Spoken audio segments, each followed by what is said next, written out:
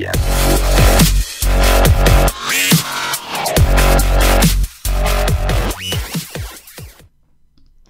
Welcome to the Wise Take DFS Podcast. I am your host, CK013. You can find me on Twitter at CK_013. And I'm joined here by the hottest DFS player on the planet right now, Paulie D. You can find him on Twitter at Paulie DD. Paulie, it's good to see that you're still here, not all burnt up. I was expecting to see you at least look red or something, man. As hot as you've been, man. Yeah, man. Nah, I was actually a little busy this weekend. Some things come up, but the one lineup I played in DK got me third place for 1,500. So the heater continues. That's how you know you're Can't hot believe too. it. That's how you know you're hot too. When you cut your volume down and you still win like close to the amount that you've been winning over the last. I mean, obviously you've done a lot better over the last week, but like that's not bad considering how little you had. Not to mention. You ended up getting stuck in a situation where you didn't have any service, right? So you had a guy with a guaranteed goose egg who didn't play, and Xander Bogaerts, and you still took it down. Yep, I know. That's crazy. Hey, when you're hot, bro. Exactly. We don't question it. We just go with it. Yep. Hope keeps going. It just keeps going, and just in time. We're opening the doors for subscribers at wisetake.com. It's been a while. We're still working on a few things, obviously, with our data degenerate, Eric. We put a lot of time, especially over this last weekend, to get everything up there. So it's up and running. You guys can try it out with a day pass. It's $249 for a day pass. You don't get access to the premium chat feature, but you do get access to everything else to try it out. If you want to try it for a week, we have a week option. And then, of course, the smartest way to go is just to sign up monthly because it's a lot cheaper. But yeah, anyway, enough about that stuff. Paulie, we have an 8-game slate. And so because we only have 8 games, we're going to go back to the old game-by-game breakdown. And so you ready to dig in? Yeah, definitely. It's good to go game by game because it's a really good slate, I think. And I would jump in tomorrow if we do the live show because things we say now may change dramatically by tomorrow, but if you're on the right side tomorrow, you can make some good money. Cause there's no chalk. I don't think. It's going to be very, very spread out pitchers and hitters. Paulie likes this slate. I really do. Yeah. So Paulie's absolutely right.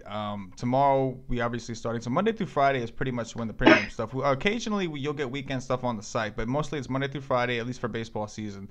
And obviously when the guys have time, they want to throw something together on the weekend. That's just bonus for you. But what Paulie's talking about is we're going to be doing a premium live stream Monday through Friday from approximately 5:30. We'll post on the website so the members will be able to see what the schedule looks like. And during this, you'll be able to, if you're a premium member, you'll be able to chat with, obviously on the site during the live show. And it's like, this podcast, they're great and we have a good time, but we're kind of going over it for the first time. It's the night before. We haven't really had a chance to dig in as much as we'd like. And then if you want to hear what Paulie's takes are tonight, that's great. You want to hear what his takes are tomorrow, you're going to have to be a member of wisetake.com and you're going to have to watch the live stream at about 5:30 or so, but we'll let you know tomorrow. Right, Paulie? Yep. All right, man. Let's dig in here and let's get into this game-by-game breakdown here. All right, we got Marcus Stroman of the Toronto Blue Jays visiting Masahiro Tanaka of the New York Yankees, of Paulie's New York Yankees, that is. Yeah. I'm not totally sure yet. I'm probably interested in both pitchers, more so Tanaka. Blue Jays have been slumping, and when he's on, he's really on. So we'll see, if the umpire matches up, what kind of lineup the Blue Jays put out there. Doesn't seem to be too hot or humid, small wind, so kind of neutral, field-wise, weather-wise. So we'll see tomorrow. But Tanaka's something I'm thinking about. Stroman, I get it. He's done well against the Yankees, but I have a feeling the Yanks are gonna get to him. So I probably will be fading him, but I understand. I think he might be one of the higher-owned pitchers on this slate. But I'm interested in getting Gardner, Judge, Sanchez, Didi, and maybe Chase Headley in lineups against him. So yeah, man. Yankees bats, maybe Tanaka, and I can understand Stroman, but I'm probably not going to go that way. Yeah, I'm the same way. I get it. I don't think I want to play Tanaka, even though he's looked better lately. I don't think I want to play in Yankee Stadium. And the Blue Jays, don't get me wrong, the Blue Jays offense has not looked good. They're just all season. We've kind of been waiting for them to turn it around, and they'll have their games where like Batista will have a big game, but like Donaldson is like ice cold. His exit velocity, everything is terrible right now. It's just like Yeah. like he looks horrible. I say that now, and he's gonna hit 2 dongs tomorrow. And but yeah, man, I'm with you. So like, I'm not with the Blue Jays really, but at the same time, I'm not too interested in Tanaka against them. It's a small park, blow up potential, all that. Um, but the Yankees offense, man, I'm with you. I think they're home, man. They really seem to be a team that really they like their splits. They like to play at home. So I think I'm with you, man. Yeah. All right, let's see. We got Ivan Nova of the Pittsburgh Pirates visiting Aaron Nola of the Philadelphia Phillies.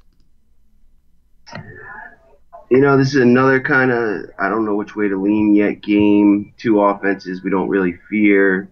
Nola seems to be, improving, and there's no lefties that are mashers on Pittsburgh to, kind of scare you off. So Nola's definitely interesting. Pittsburgh doesn't strike out a lot though, so like there might not be too much upside. It could be like a 7 inning, one earned run, 3 or 4K game. Like if he gets the win and the quality start, maybe 40. So your ceiling's probably kind of low with him, but he's probably in one of the safer spots on the slate as well. Definitely on DK. He'll have some ownership, just being home and against the soft hitting Pittsburgh team. So he's definitely of interest. And Nova on the other side could be interesting too. Phillies bats are just ice cold, and Nova seems to stay away from trouble, and he's another guy that doesn't strike out too many. So he's probably in that same kind of boat. Whichever guy can be on the winning side, it will be a pitcher that's worth something. The guy who doesn't get the win probably, you'll see in like 25s, 30s on FanDuel, and that probably won't be enough. So slight interest, but not too much. And on the hitting side, there's guys you could go. Pittsburgh's a team you kind of got to stack or nothing. And I just, I don't want to pick on Nola, so I have no interest there. And Philly, like I could see going with Adabel Herrera, Nava if he cracks the lineup. But like I'm not too excited about that spot either. So if anything, maybe the pitchers here, lukewarm on the hitters. Yeah, man, the game kind of seems boring overall, right? You got two teams that are not very good offensively, but they don't strike out a ton either. You got two pitchers who are like they can do well, but it's like we just said, there's not really like the ceiling matchups. But because of the fact that we're so thin on pitcher on this slate, I think you're right. I think we do have to consider these guys for sure. It's not pretty. It's not something that especially in this ballpark, you're not really wanting to. But I definitely see it. I think if I had to go, I think I would prefer Nola. And it's funny because on FanDuel they're the same price. And the only reason I would prefer Nola is just because his K upside himself is a little higher, right? Yeah, definitely. But you're still looking at a Pirates team, like you said. What's his ceiling? But at the same time, you got to look at the ceiling of the rest of the slate. And there's not like there's like some super mega studs. Strasburg starts at 6 o'clock, so he's not going to be on the main slate. So it's like, yeah, man, these guys are definitely in play. Yeah, we got to see Pittsburgh's lineup. Yeah, if it's little like lefty light, there's more righties, and we get a favorable ump, then like Nola could jump up the list a little. For sure, absolutely. That's a great point. I guess I'll have to check you out on the live show to see which way you go. I know, that was a cheap plug. Anyway, all right, we got Jeff Locke, the lefty from the Miami Marlins, visiting Adam Wainwright of the St. Louis Cardinals. Looks like it's going to be about 90 degrees over in St. Louis. What you got here, Paulie? It's another kind of like weird game here. We saw the Marlins erupt today. It was kind of cool. Marcell Ozuna, he hit a home run, and he came up, and they said his bat had too much pine tar, so he went back and borrowed one of Stanton's and hit his second home run, a monster shot. Yeah, so, the Marlins are still pretty hot, but, Wainwright's a guy we like to pick on the road or with lefties. Yelich and Bour would be, one-off spots, or maybe you do like a Yelich, Ozuna, Bour, mini stack. It's not my favorite spot. I do like the Heat, but St. Louis is not, a hitter's ballpark by any means. And definitely not interested in Jeff Locke. And St. Louis lineup, I do like them against lefties. Randall Grichuk's back from the minors, and he's been tearing it up, and he really dominates left-handers.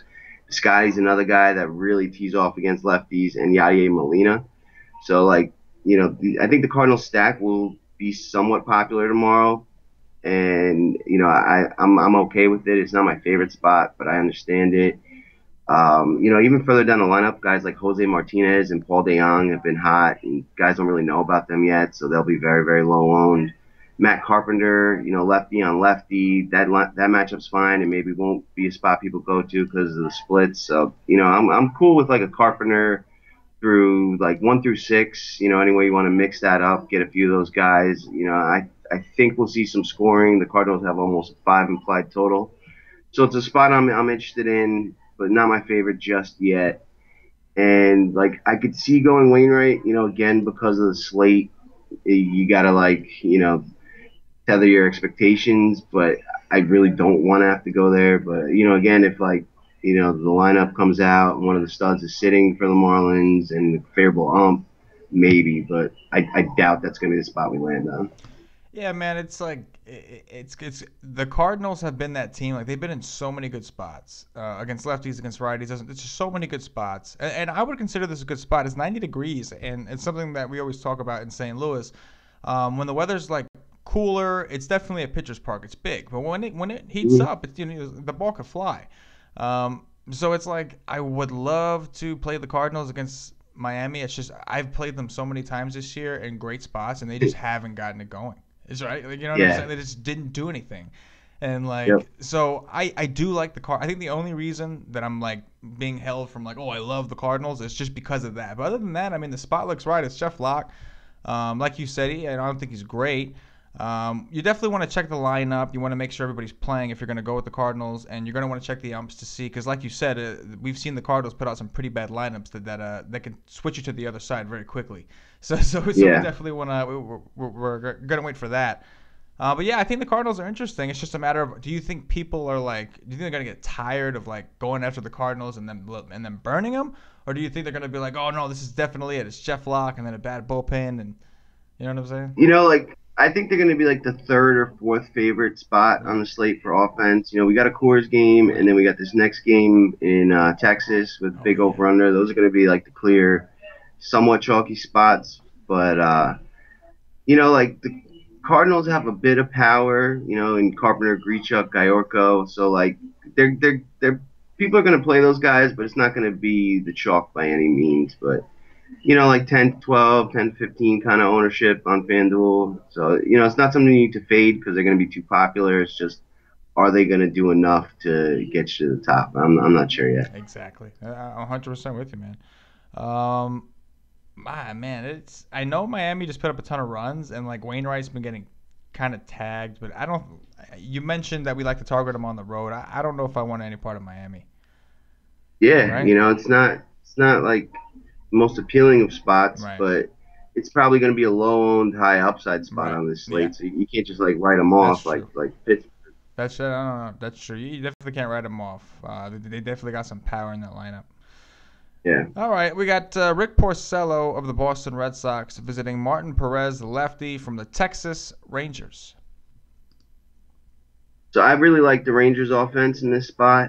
I think guys are going to flock to Boston. I think they're going to be, super chalky, depending on Coors, maybe the most chalky spot. Mookie Betts had a monster day today, and they seem to be getting it going. So I am kind of leaning towards fading Boston because of the ownership tomorrow. And Martin Perez is like one of those pitchers that you never use, but, like you never do well attacking against. He pitches to soft contact. He never really gets blown up.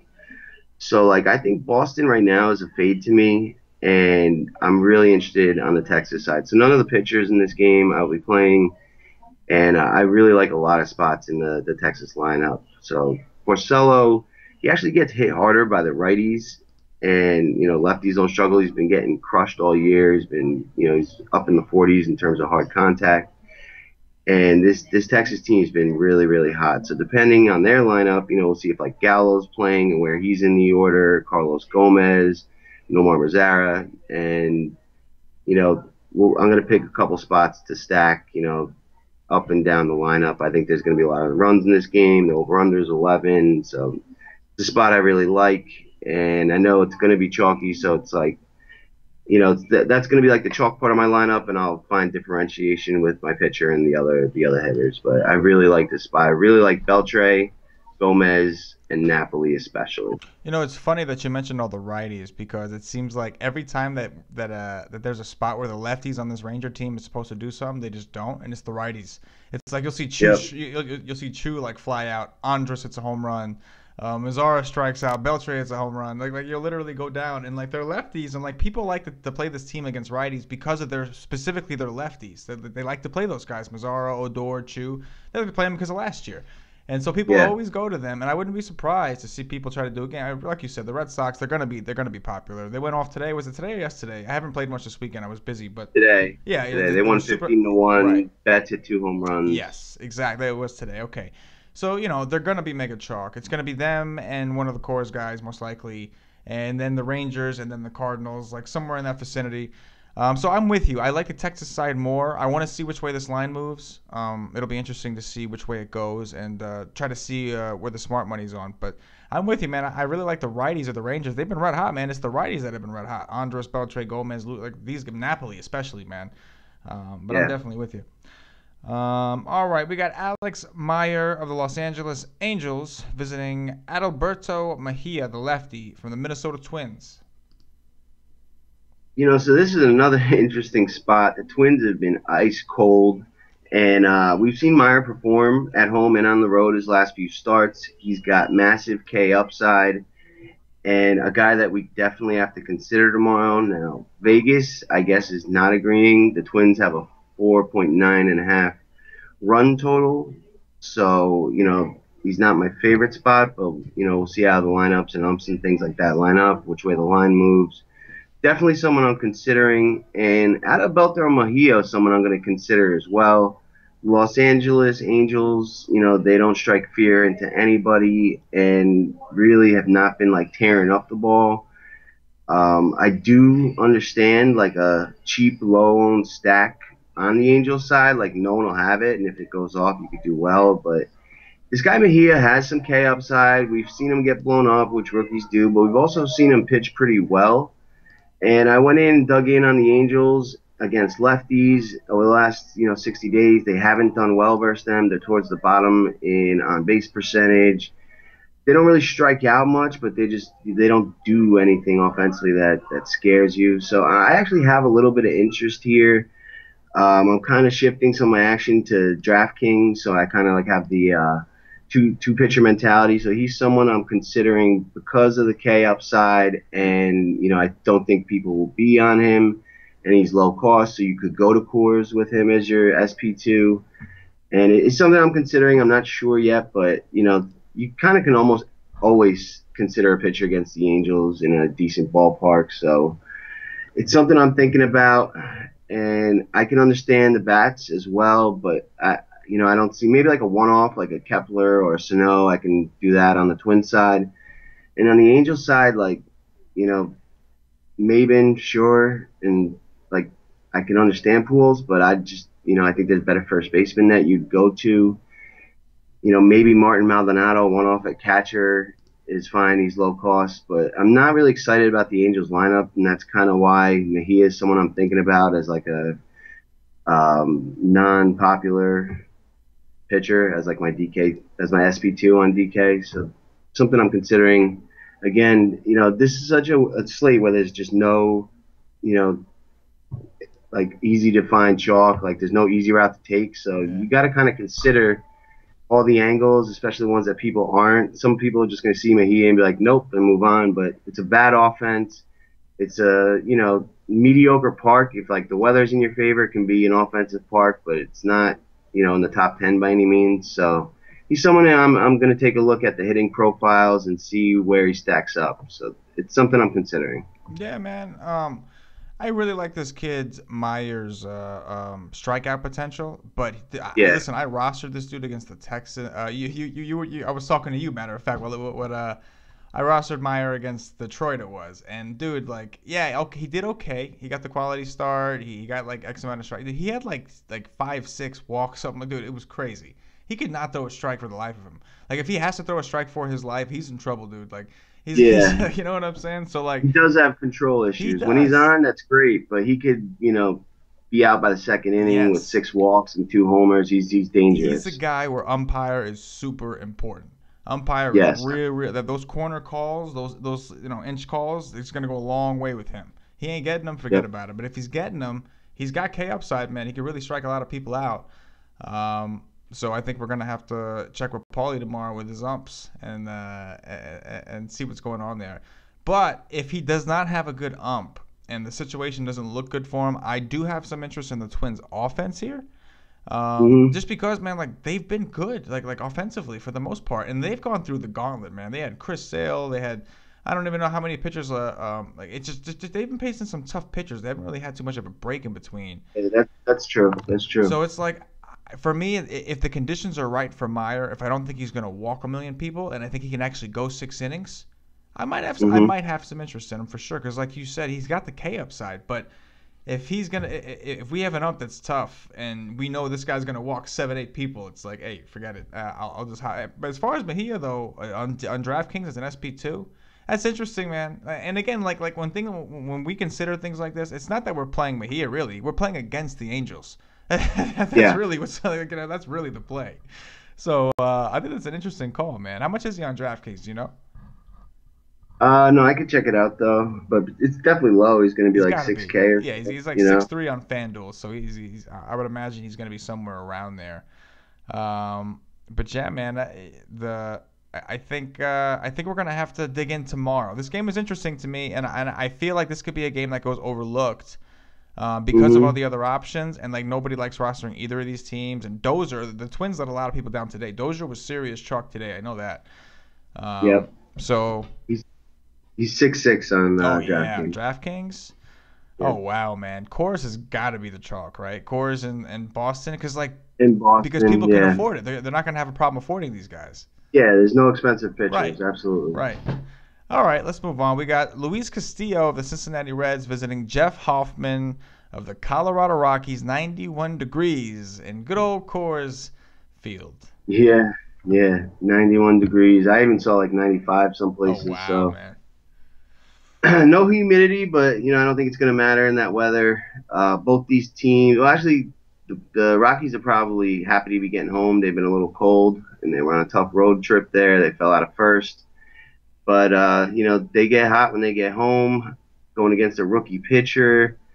Castillo's interesting because he's got some talent and he can strike some guys out, but you don't want to take him in Coors, especially his first time there. But his pitch profile actually does well in Coors, so like he might not get blown up as bad as everyone thinks. The Rockies have a 6.8 implied total like off the bat. That's kind of crazy. So, like I'm like a little less interested in the Rockies and more on the Reds. I think the Rockies are going to be like crazy popular. Blackman, Arenado, Reynolds, Story, Desmond. I think LeMahieu. Those guys are going to be very popular. Like you said, everyone's going to be able to afford them. And I'm not sure if this is the best spot for them. We like pitchers who throw up, down, vertical breaking stuff. Like sliders or curveballs or sinkers. And Castillo doesn't throw that. He throws a fastball, a cutter, and a changeup. So those are like pitches that can do well if he doesn't get hit hard. He's got a decent swinging strike rate, so it's not like the ultimate core spot, but it's a rookie pitcher that's been hit around a little bit, so it's not like a total fade as well. I'm thinking like maybe like grab like a one off or a mini stack just because you may have to have a guy like Mark Reynolds if he hits 2 home runs or something, but it's not, like dive all in stack Colorado for me. And on the other side, I really like Cincinnati. Jeff Hoffman, the righty, he's got some skills. He can strike guys out, but he doesn't have a ton of movement on his ball. And there are some good lefties on Cincinnati. I think we see Votto and Schebler have a great series. Duvall's been hot, and Suarez. They just got Kozart back.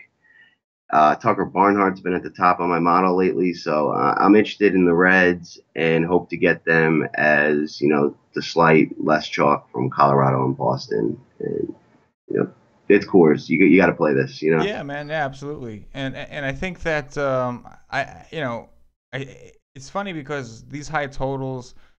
I trust Vegas, I do, and they're always a big part of the. You'll see the Wise Take model. Vegas plays a pretty big role into it, especially with the pitcher. So we believe in Vegas and we're behind Vegas. But you have to understand that sometimes their lines are inflated or underinflated based off of perception.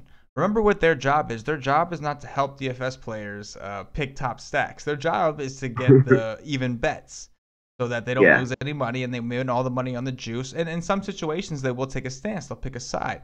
And the way they do that is by they're trying to match your perception. They're trying to figure out what are you thinking right now. And then they're just going to throw a number on there. Just because this isn't cores, no matter what, they're always going to have at least X amount as that total. So there's always going to be a slight inflation there. Now, I'm not saying this game won't go off, but keep in mind, these are two decent pitchers. The Reds have been striking out a lot. You mentioned the Rockies have been cold, so it's like yeah, you want to approach this game smart. But if it's gonna be chalk, I don't necessarily think you have to go there, even on a Nick game slate. But I'm definitely with you as far as if I'm gonna go with one, it's gonna be the Reds. Okay. I think the Rockies have been colder for longer, if that makes sense, and like the Reds, they haven't been doing great, but like you said, Schebler. They got guys that they're all about the home runs. Duval, Schebler, Votto, like they're interesting. I just don't think and listen, I'm not saying to fade cores. I'm not saying that by any means. All I'm saying is just remember when you see these lines sometimes, if they don't make sense, a lot of times they're based off of perception. Might be something you want to do. One thing for sure, this game is going to be popular. Get creative. If you think everybody's going to be able to afford Votto, maybe you play Reynolds. If you think everybody's going to stack the Rockies, then stack the Reds. But like, I don't necessarily know or even one-offs, right? Like we can even consider one-offs. I don't think you have to necessarily stack the game, right? Yeah. Nah. Like it's on an 8-game slate.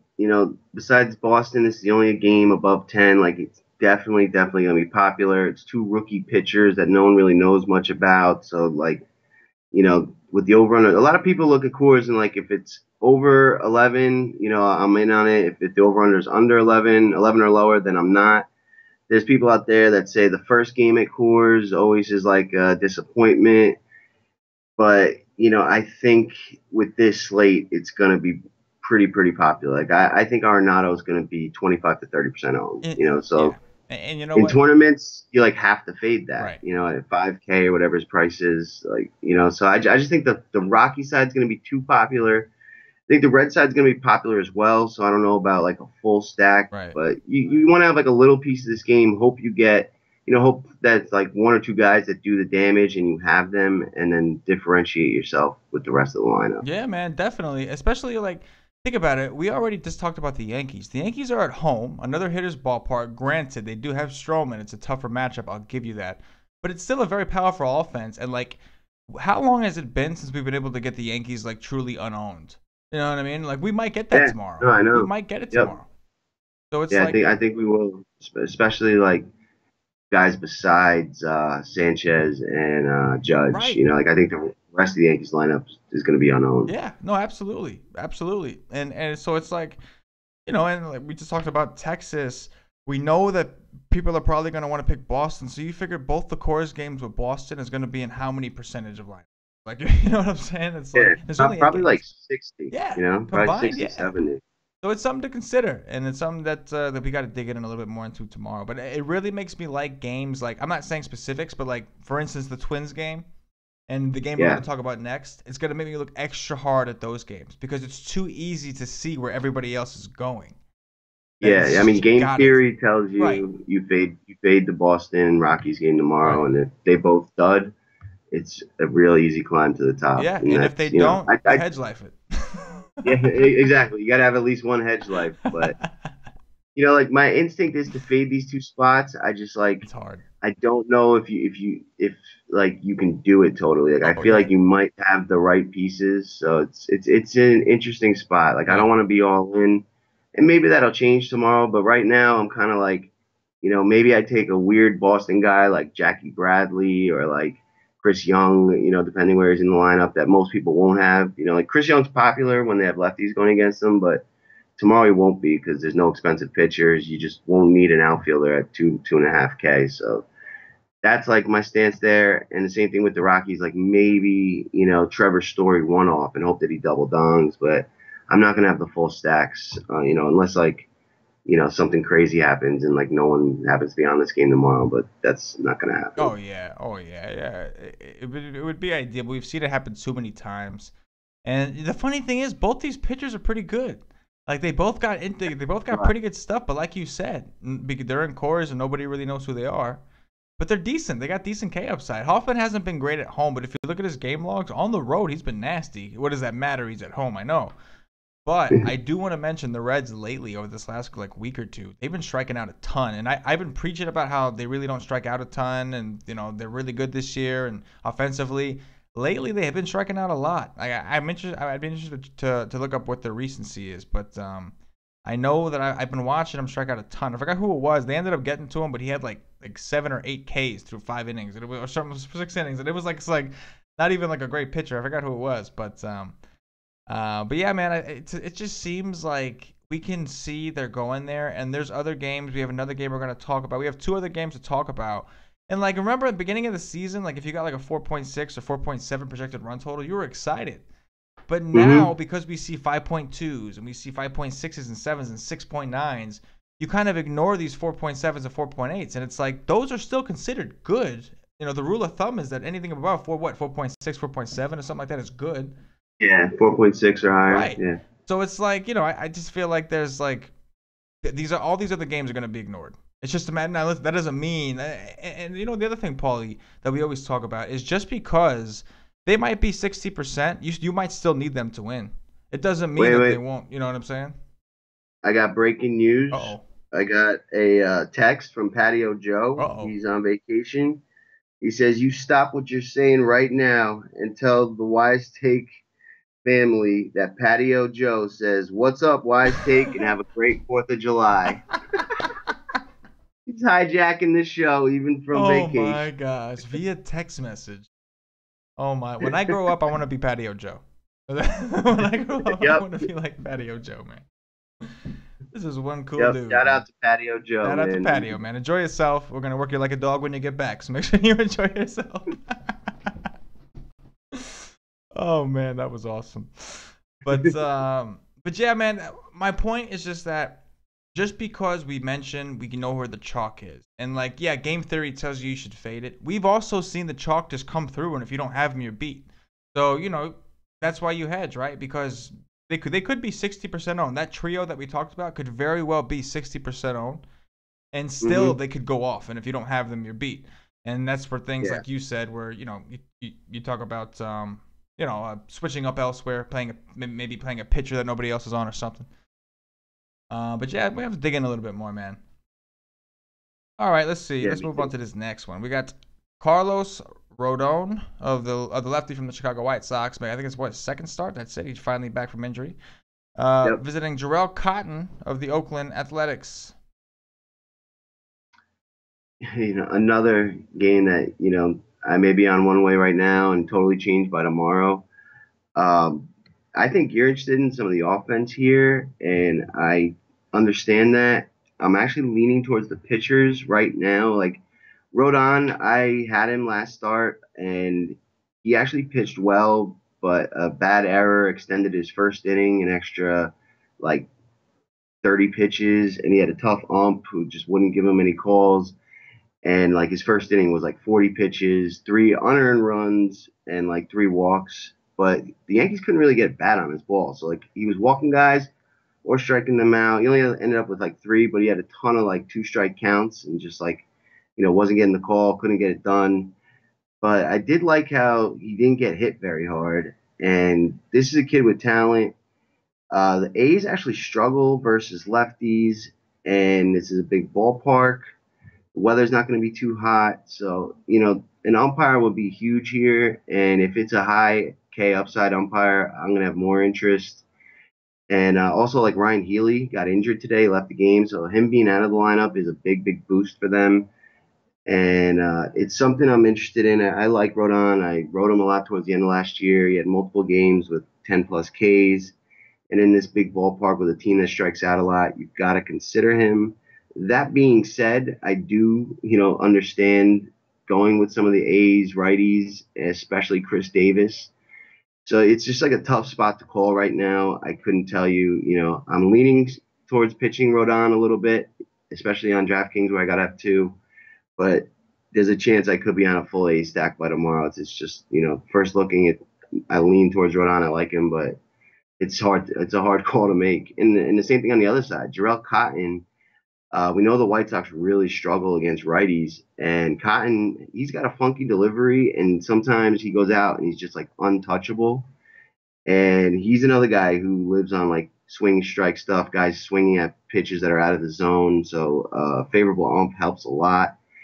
And it's a big ballpark, and the White Sox really don't have a ton of power besides like Avisel Garcia, who may or may not be playing tomorrow, and like Matt Davidson, like Abreu doesn't have like a ton of power anymore, and Todd Frazier, I guess he's got power, but he's not someone that like I'm scared of. So like this is a really really tough call right now. Like I could see playing both these sides of the plate with batters, and I could see going with both pitchers, but both these pitchers definitely have K upside, and it's like one of the lower totals on the slate, especially the White Sox. They have a 4.2, which makes Cotton very very interesting. It's tough for me. I mean, what do you think about this game? I'm not crazy about the hitter so much as I am the pitcher's interesting. I think Rodon's interesting. I know like he's been hurt and people might have forgot about him, but he does over the last 2 years on the road he does have an 8.25 K per nine, so he does have the K upside. My problem with like Cotton I would like here, and then he's shown us that he's pitched a little better at home. My issue with Cotton is that it's not so much Cotton, it's the White Sox. They're bad offensively, but every time I take a pitcher against them because I see their opponent lineup numbers are terrible, they just don't strike out a ton. And it's like the numbers keep saying they're striking out 23%, 24%, and it's like when? Because whenever I take these guys, they're not doing it. And it's like so that's a little worrisome. Now the park is a big upgrade in the park. I'm a little surprised at how big of a favorite Cotton is. Like 127. Not that that's huge, but that's still like it's not like I was it's like that's a stance almost. I'm a little surprised, especially considering how well Rodon did against the Yankees. I'm like, oh. But yeah, it's funny. I looked this up today, and I had to do a double take because I was working on the model with Eric, and it's funny because I'm working on it, and then I see a number. He's talking about ISO, and I see, and I just had to take a double take because there was like there's no way. I asked him to look up the 2017 ISO for Chris Davis with a K from the A's against lefties, and it was like 132. I could have sworn it was wrong. I had to double check Fangraphs, and then like listen, that's a 2017 number, and that's not but in 2017 his ISO apparently versus lefties, from what I saw today on Fangraphs, was 30 something. I think it's 132, but it was in the 130s, and I just could not believe it. I was just like in shock. Yeah, that's crazy. And he's like literally their best hitter. So it's like by far their best hitter. So if he's struggling against lefties, you got a lefty coming back from injury who looked pretty good against a pretty good offense. At 7-7, it's interesting, man. It's interesting. Yeah. And Healy being out, that takes another big power bat out of there. Like this Oakland lineup could look really ugly tomorrow. Yeah, no, I think that's a great point for sure. Definitely. All right, we got one more game here. We got Ian Kennedy of the Kansas City Royals visiting Andrew Moore of the Seattle Mariners. Another one I can't really give you a hard take on. Maybe a little bit of a hot take, but I am interested in Ian Kennedy here. He has his games where he just like, kind of comes out of nowhere, strikes out 7, doesn't give up any runs. And Nelson Cruz didn't play today. He's a little nicked up. And with him, if he's not in the lineup tomorrow, this Seattle lineup just doesn't scare you all that much. You really just got to get around like Cano and Seager and, maybe Gene Segura. None of these Mariners had any good BVP against Kennedy, and they've seen him a bunch. He's been around for a while. And, Seattle's a good ballpark for pitchers. I think I might have some contrarian interest in Kennedy tomorrow. I think the Royals going against this kid Moore may be in a spot where they got the win. And their lineup's been hitting well lately. So, it's definitely not going to be popular. So you might get Kennedy 2-3% owned, and he has K upside. He hasn't really shown it this year, but I could see him going 7 innings, 6 Ks. Giving up like one earned run, getting the quality starting to win, putting him like 45 to 50 points, and there might be only one pitcher who puts up over 40 points tomorrow with this slate. So if you get the right one, it might really set you apart. And he's somebody that's, he was on my top 5 list, which I was pretty surprised about. And, he's under consideration. And with the fact that he's definitely going to be very, very low owned, it's interesting. Andrew Moore, we don't really know too much about. He had one pretty decent start against the Tigers, which is impressive. He throws about 91 miles per hour. His changeup gets down to about 81. Throws a curveball and a slider. So nothing too dominant, but he's one of their top-rated prospects. He did well against the Tigers. I got to really dive into him a little bit more. If I see some weaknesses, that I would be interested in guys like Perez, Moustakas, Hosmer, and Kane. But none of these offenses are too exciting. And like I said, I will have some interest in Kennedy as of now. Yeah, man. I mean, that's definitely interesting. Like, to me, it's like a hot take. I don't know because of how thin the pitching options are. It might not be as hot of a take come tomorrow when you're really sifting through and seeing what am I really gonna play Jeff Hoffman and Coors? Like, you know what I'm saying? So it's like when you look at things like that, he's still in a pitcher's ballpark. Seattle's not exactly tearing the cover off the ball. I mean, Kyle Seager 2.7. That's not something you see very often, and it's been like that recently. He's struggling. He's really struggling, and the whole team seems like they're struggling. Even Mitch Haniger, who was like their one guy that was having a great season, even he's struggling. So we don't know if Nelson Cruz is going to play, right? Is he still questionable or whatever? We don't know his status. So there's a lot of different factors. It might seem like a hot take, but we got to wait. You have to wait and see tomorrow. If they put out a lineup with no Cruz, you got Seager who's struggling. Cano's the only one who's doing like okay. He's really heating up Cano lately. He's like the only one. And like, listen, nobody is saying that Kennedy is gonna get through a game like with a no hitter. Like, I personally don't know if I can do it. What concerns me again, Paulie, it's the same. And you know me, I'm a big Vegas guy. You know me. But again, why is this Andrew Moore kid a favorite? Yeah. And not just a favorite, but 130 over a proven veteran. It's just like, I understand the Royals are bad. Don't get me wrong, but Seattle hasn't been much better as of late. Yep. But like you said, brother, we got to dig in, man. Yeah, this is a really awesome slate because there's no clear-cut route to take. There's no, there's a little bit of offensive chalk, but otherwise, like we said, if you fade those 2 spots and they dud, like the slate's wide open. Yeah. And I love those kind of opportunities. Usually it's like a pitcher that everyone's gonna flock to, but no pitcher over 10K, so you can play anybody you want. Probably some value guys are gonna be like under own. Yeah, under own.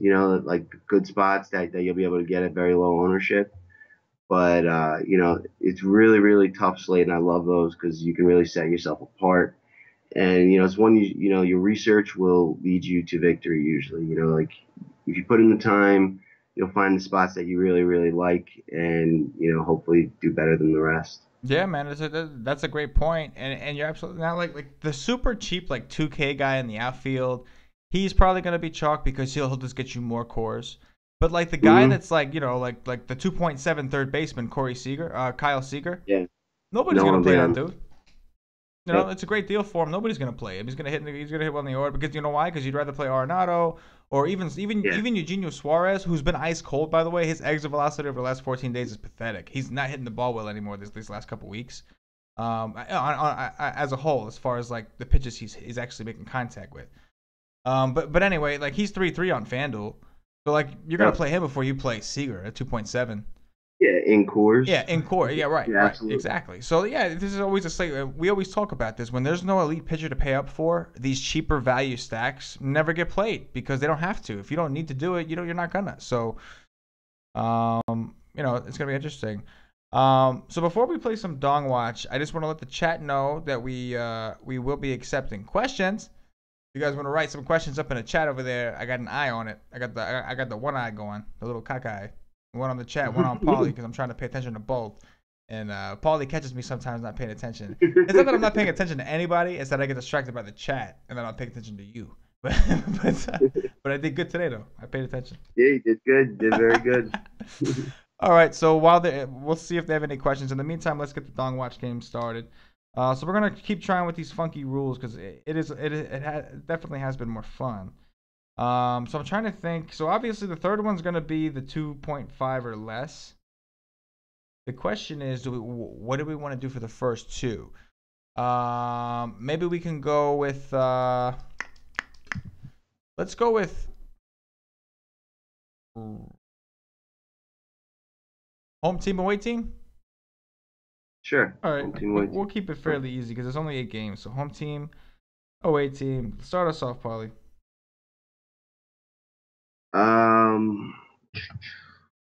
Which one we going with first? Home first? Yeah. Yeah, you caught me right almost, there. Almost had you. I answered I'm one gonna go with. question. I'm gonna go with Brett Gardner in the leadoff spot tomorrow off Stroman. Start the Yanks off hot. I like that. Yay! I think I'm gonna go with. Give me Beltre from Texas. Yeah, I like that. I like those. I like the Rangers a lot. Yeah, I think that you and I are kind of on the same page with the offenses that we like. Like when you picked the Yankees, I was like, yeah, I like the Yankees. Then I was scrolling up to the Yankees and I came across Texas and I was like, oh, I like Texas. And that's like, you know what I mean? Like, all right, man, road teams. This is where it might be tough. No cores, remember that. Yeah, no cores. I know. I'm gonna take Moustakas off this rookie right-hander tomorrow in Seattle.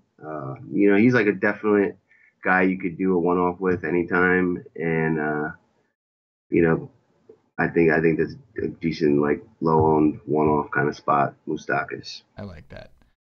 Let's see. Maybe I will go with. I'm gonna go with Justin Bour from Miami. Okay. Just because, listen, I don't like picking on Wainwright at home, but he does struggle against lefties with hard contact. Sure. So yeah, I think I'm gonna go with. And he's cheap, so nobody's probably gonna play him. You're gonna pay up at first base, either Votto or Mark Reynolds. You're definitely not playing down for Bour. Yeah. All right, 2.5 or less, the value guy. Matt Davidson, White wow, Sox. You were prepared. I did not expect you to answer that quickly, bro. He was on it, man.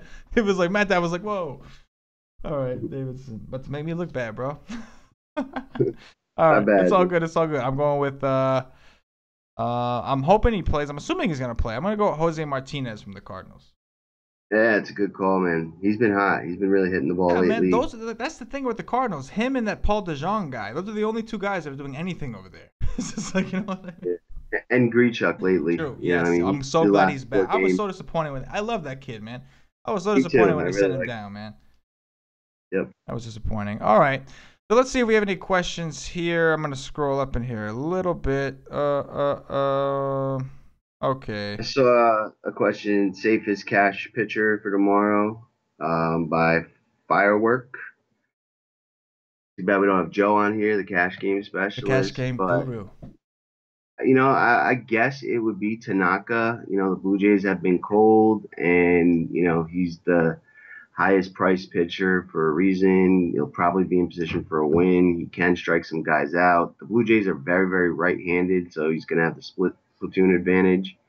I guess Tanaka would be your safest, quote-unquote, cash game guy, but I don't know if I'd play cash games tomorrow. Yeah, it's a tough slate for cash. I mean, this is the kind of slate. Like, don't get me wrong. Like, I don't mind dabbling in cash, talking cash. I'm gonna be writing Joe's cash game article tomorrow and Tuesday, in fact. So like, I play cash from time to time, and like, I like cash. I'm comfortable with it. But like, it's slate specific. This is a tough slate, and go figure. I'm gonna have to write the cash game article for Joe on this kind of slate. It's a tough slate for cash. There's no obvious choice. Tanaka is probably your safest option, and that's really think about when we talk about safe. How safe can he really be pitching in Yankee Stadium? Like, this isn't a situation. If we had other guys on the slate, he would not be pitching them in cash games. But as bad as the slate is, you kind of have to consider him.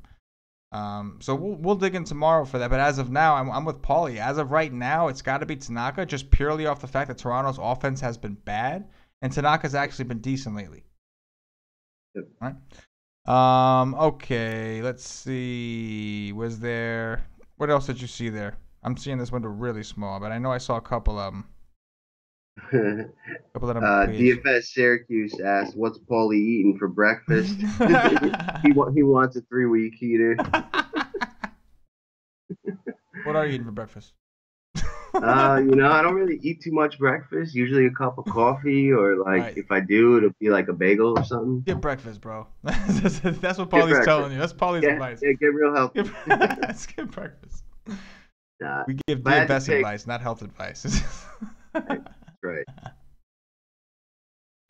What else we got here? All right, so we got the Yeah. safest cash pitcher. Would you play Eugenio Suarez over Seager at 2,700? I personally wouldn't. What about you? Um, uh, I guess I would because he's in Coors and 3,300 is not that expensive, and I don't see a world where I have Kyle Seager in my lineup tomorrow. So I guess, but I'm probably not playing either of those guys. Right, right. All right, so we got that. We got that. All right. Fuego in the chat with a question. How highly owned is Tanaka gonna be? My guess is probably like 18 to 22% range in tournaments. I think so too. I think everybody's kind of taking note that Toronto's been bad lately. And again, Tanaka's actually been decent. Like we've seen some flashes, man. He's put up some decent scores in his game log. So yeah, I think he's gonna be popular. And people, how many times do you see people pay up for the pitcher just because they think they're supposed to? Like, hey, he's the most expensive guy. He's probably the best play, so I'm just gonna play this guy. So, you know what I mean? Like, Shout out to Fuego too, man. That guy had a big yeah, he weekend. did, He won Fuego. about Yeah, man. 3K today.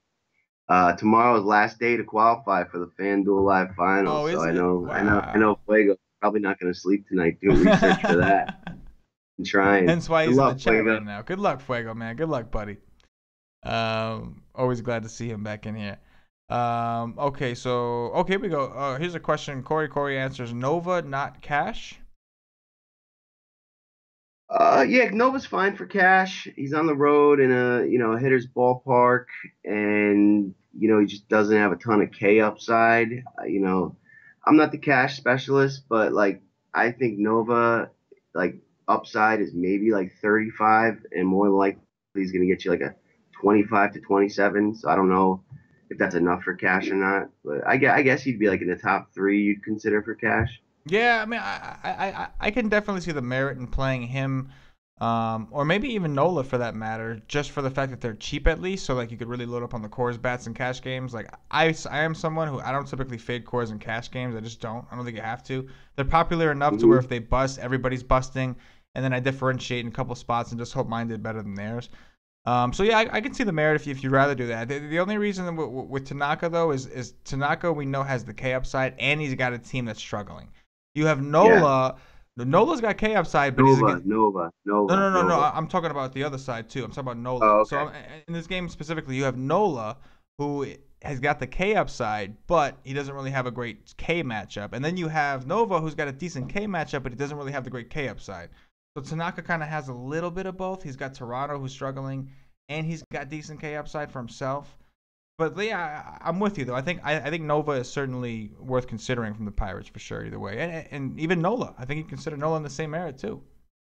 Yep, definitely. We got to dig in. That's what it comes down to. DFS Syracuse, who's joined the Wise Take team, is gonna be writing some awesome articles for us and all that kind of stuff. Anyway, he mentioned that he says that you mentioned Paulie that you were playing more DraftKings lately, and he wanted to know if there was any specific reason. Was it personal preference, trying it out? So like I just like really hardly played on DraftKings, and lately I've been really looking for like a specific type of tournament, higher dollar, lower field, and some days there just aren't any on FanDuel. So, adding the DraftKings gives you a little bit more opportunity to find a specific kind of tournament. Like the one today was $150, 111 person field. There's nothing on FanDuel at that level. And also, like on a slate like this, DraftKings is great because, with the two pitcher aspect, you really like you can totally set yourself apart with two pitchers. Like today, I had Pavetta and Gaussman, right? And either one of those guys alone did fine if you had them on FanDuel, but the two of them together, no one else had, and they combined for like almost 60 points. Mhm. And that really is what set me the distance, and having Betts and a bunch of the Marlins. But, like I almost won the thing without a shortstop. And, so I really like the strategy that goes into having to pick two pitchers. Whereas like some days on FanDuel, it's like, either you have, Strasburg, who's 50% owned, or you faded him. So if you have him, you're running with 50% of the field. And if you faded him and he goes off, you're just done. So the second pitcher aspect of DraftKings is something that I've been attracted to, and I just kind of want to like split my exposure more than the 90 versus 10% that it was. Yeah, absolutely. And that got you the build, right? You played two cheaper pitchers that both did well, and that's how you were Yeah, able to afford Mookie Betts and those Marlins yeah, guys, etc. yep. Makes a lot of sense, man. All right, last question, and we gotta get out of here. It's from our boy Robert Kahn. He's always in here, so we're gonna answer his question. Who has the highest upside at second base? Right off the top of my head, without even looking, I was thinking of Odor on Right. Texas. He definitely has some upside, but let me like scroll through. There's not very many cheap options.